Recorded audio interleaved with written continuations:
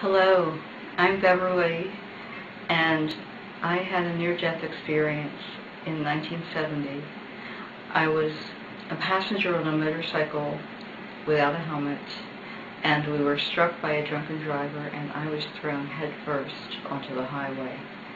Had a fractured skull and numerous broken bones in my head, and I was in a coma of sorts for the first couple of weeks, and then I was released. I was sent home with nothing for pain.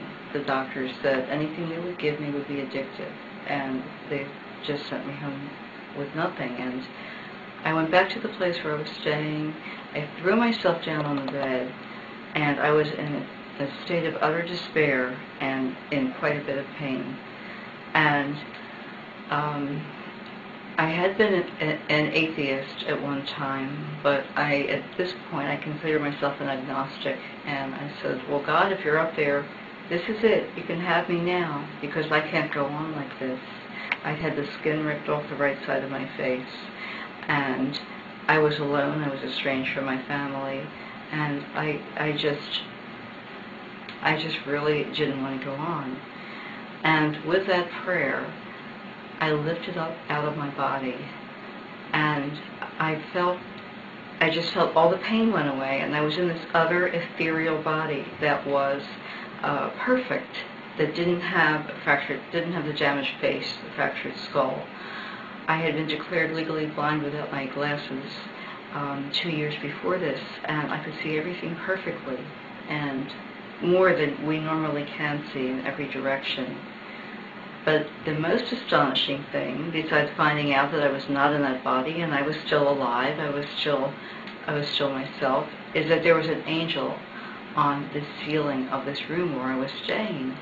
And this angel was very beautiful and had this glow from within, like a lantern, and he was in these flowing white robes. And I somehow knew him. And he took my hand, such as it was, and we went flying out through the window. And I had no fear. It was like I'd been flying through windows all my life. And so we flew out. I was in Venice Beach at the time, which is a suburb of Los Angeles. And we went out over the ocean and into this area people call a tunnel, and at the time, this was before all the books were written, it looked like a funnel to me. It had a wide opening and a very narrow ending, angled upward and to the right. And so I went into this tunnel with the angel, and it was just like completely leaving the whole space-time continuum that we're in. There was a feeling of there were no distances. There was also a feeling of there not being any time. And I was so alive. I was more alive then than I am here 37 years later, remembering this and recalling the story. And then at some point, the angel was gone, and I emerged from the end of this passageway between the worlds, and there before me was this being of light, which had previously appeared as just a little white dot at the end of this tunnel. And so this is where it's hard to find words to describe this being. Was all things that ever were, are, or will be. And this being was also contained perfect knowledge, how everything works, perfect justice and compassion. And this being, I'll just say he, because we usually use the male pronoun, but this was not, a male figure, unlike the angel, was just loving me, just sending this perfect unconditional love, to knowing everything about me and just loving me just the same. And I thought, well, this isn't the man on top of the Sistine Chapel, but I guess this is God. This is a being that's ineffable, that's omnipresent and omniscient. And but I had a few issues with God. I had been very angry for a long time, and I had a lot of questions. And what happened is I got into this telepathic discussion with a being of light, and all of your thoughts go out instantly, telepathically, and the answers come back perfectly clearly, more perfect than we can express things in words, because the entire picture is presented with all of its ramifications. And I also was capable of understanding these things, and so I got all my questions answered, and I thought, what I remember is not the answers. I don't know of anyone who's brought back all of the answers. I don't think we're allowed to. But I remember that I knew this, and I said, oh, yes, of course. I already knew that. How could I have ever forgotten? And then I had no more questions because I got it. I got the whole answer, the perfect knowledge. It was so simple there. I understood how everything worked. I had this universal knowledge. And then I had a feeling of not even being in a body anymore, just being a unit of consciousness as it is. And this being of light took me on a tour of the universe, just at the speed of thought. Einstein's law did not apply there.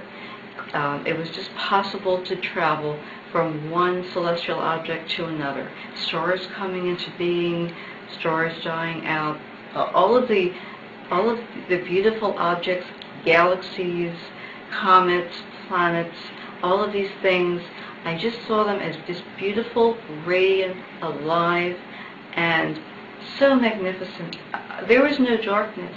Nowhere that I looked was there any darkness, like the way we see space. Everything was filled with its own internal light.